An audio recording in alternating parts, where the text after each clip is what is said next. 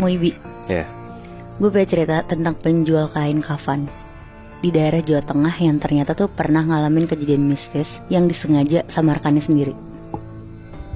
Oke. Jadi kejadian ini tuh terjadi sekitar tahun 2020 sama satu keluarga Muibi. Kita sebut aja keluarganya Pak Anto ya.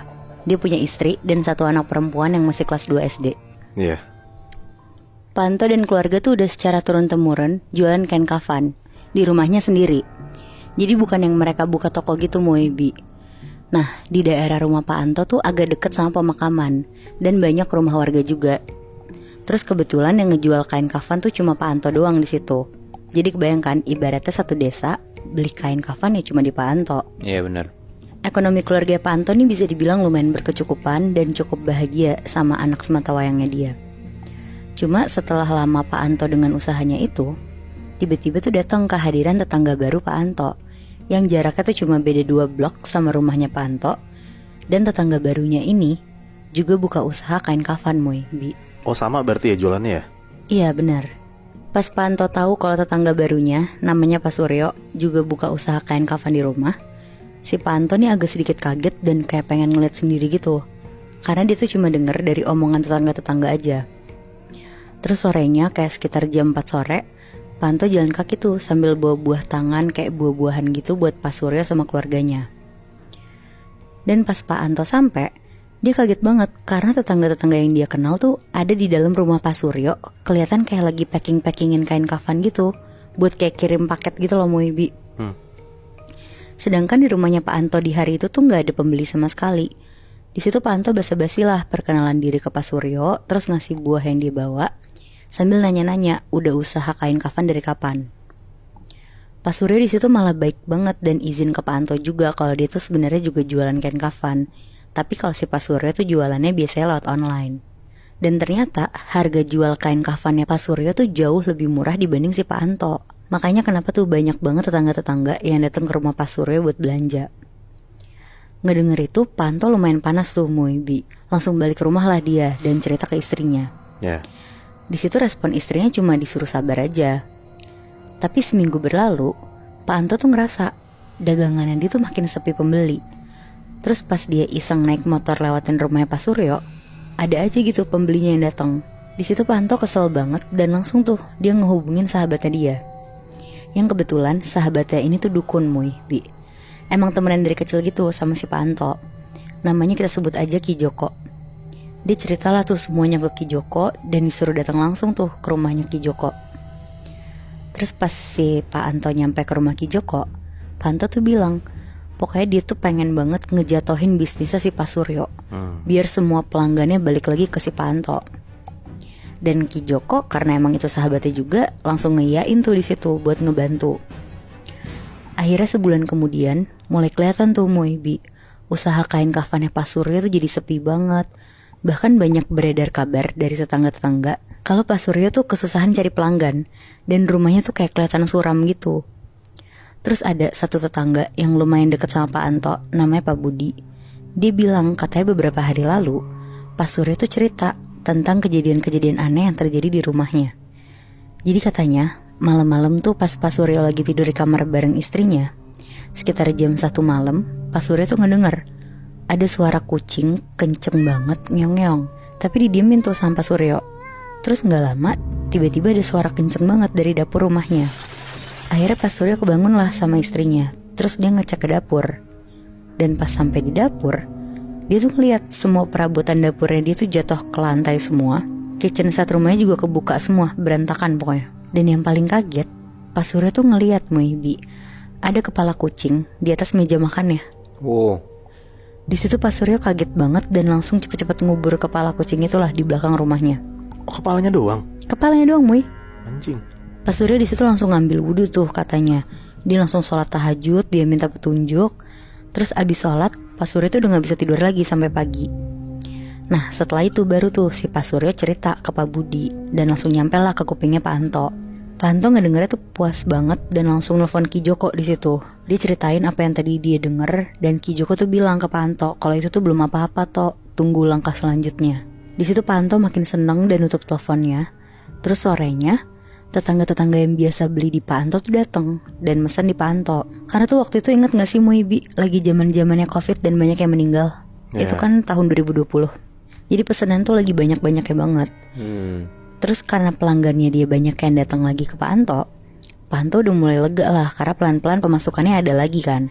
Nah sorenya sekitar jam 4, Pak Anto lagi jalan-jalan tuh naik motor sama anak perempuannya yang masih umur 4 tahun. Dia tuh sengaja mau ngelewatin rumahnya Pak Suryo.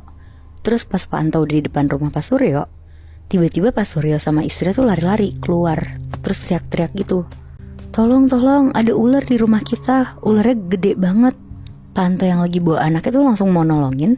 Tapi sebelum nolongin Pak Anto ngedrop anaknya dulu tuh di rumah. Terus manggil tetangga-tetangga yang lain buat bantuin si Pak Suryo. Nah pas mereka semua masuk ke dalam rumah Pak Suryo, mereka semua tuh bener-bener bingung karena sama sekali gak ada ular di dalam rumahnya. Pak Anto juga sampai bilang ke Pak Suryo sama istrinya kalau gak ada tanda-tanda ular juga. Dan akhirnya Pak Anto sama tetangga-tetangga yang lain tuh keluar dari rumah, terus pulanglah ke rumah masing-masing. Nah singkat cerita, besok paginya pas Pak Anto baru banget ngebuka pintu rumahnya, dia kaget banget tiba-tiba ada kepala kucing utuh di depan pintu rumahnya. Bahkan mata si kucing ini tuh kebuka kayak melotot gitu, dan matanya tuh merah. Pak Anto kaget banget tuh, dia langsung bersihin. Di situ dia langsung kepikiran, kenapa kejadian Pak Suryo yang diceritain Pak Budi ke dia jadi kejadian ke diri dia sendiri. Langsung tuh dia nelfon Ki Joko buat nanya ini maksudnya apa. Tapi si Ki Joko tuh dari suaranya kayak nutupin sesuatu gitu dan bilang kalau itu kebetulan aja, gak ada apa-apa. Terus udah tuh, walaupun sebenarnya dia kurang tenang juga sama jawabannya Ki Joko yang kelihatan kayak nutupin sesuatu, Pak Anto berusaha untuk biasa aja dan tetap buka dagangannya. Ditunggu-tunggu sama Pak Anto dari pagi sampai sore, kok gak ada pembeli sama sekali. Padahal harusnya tuh banyak yang beli. Tapi ini gak ada sama sekali. Akhirnya ya udahlah, karena dia lumayan gabut, dia bersih-bersihin kaca tempat dia naruh kain kafannya itu. Pas dia lagi bersih-bersihin debu, tiba-tiba dia tuh kayak kepegang sesuatu gitu Dan pas dia ngerogoh-rogoh lagi, keambil kan sama dia. Pas dia pegang, Pak Suryo tuh kaget banget. Di tangannya dia ada bagian tangan kucing, tapi bener-bener cuma tangannya doang dan ada darah-darahnya. Langsung tuh dia buang ke tempat sampah, dilempar sama dia saking dia tuh kesel banget. Terus dia nelfonin Ki Joko di situ, tapi nggak diangkat-angkat juga sama si Ki Joko. Akhirnya yang biasanya dagangannya dia buka sampai malam, di hari itu tuh Pak Anto tutup jam 5 sore. Terus dia langsung ke dapur ngambil makanan dan makanlah dia sambil nonton TV. Di situ Pak Anto sendirian di rumah karena istri sama anaknya tuh lagi nginep di rumah mertuanya. Dan karena jaga dagangannya, si Pak Anto jadi gak ikut. Nah pas lagi makan, Pak Anto tuh denger kayak ada bunyi kresek-kresek gitu dari taman belakang rumahnya. Kresek-kreseknya tuh kayak bunyi plastik dimainin gitu loh Tapi didiemin aja sama si Pak Anto, karena dia tuh mikir paling kucing. Tapi pas dia lagi gedein volume TV-nya, suara kresek-kresek itu tuh makin kenceng. Akhirnya disamperin lah sama Pak Anto. Dan begitu Pak Anto buka pintu taman belakang, kalian tau gak, beneran ada kucing mainin plastik. Tapi kucingnya tuh kepalanya buntung dan kakinya tuh gak ada satu. Di situ Pak Anto buru-buru langsung nutup pintu. Dia masuk ke dalam sambil berusaha nelfonin si Ki Joko. Tapi tetap tuh gak ada jawaban dari si Ki Joko. Akhirnya gak lama karena dia lumayan kesel, dia jalan tuh ke kamarnya dan mutusin buat nonton TV-nya tuh di kamarnya doang. Di kamarnya aja. Pas dia lagi nonton di kamarnya, Pak Anto tuh ketiduran. Dan dia kebangun sekitar jam 1 pagi. Pas Pak Anto kebangun, dia kaget banget tuh. Satu badannya tuh kayak kelilit kain kafan gitu Anjir. Tapi kain kafannya tuh warna coklat, lusuh, dan banyak tanah gitu. Kelilit badannya gak bisa gerak karena keikat gitu? Iya Anjir. Akhirnya dia berusaha ngeluarin kain-kain kafannya ini tuh dari badannya dia. Dan dia langsung keluar dari kamarnya. Pas dia keluar dari kamar, dia tuh dengar ada suara ketokan pintu. Tapi sumber suaranya tuh dari kamar mandi yang ada di luar kamar si Pak Anto ini. Akhirnya karena masih setengah sadar, Pak Anto keluar tuh dari kamar menuju kamar mandinya dia. Dan pas dia buka pintu kamar mandinya, dari dalam kamar mandi Pak Anto tuh ngeliat ada perempuan yang lagi ngebelakangin Pak Anto. Terus perempuannya ini tuh pakai selendang, tapi selendangnya ini tuh kain kafan Anjir.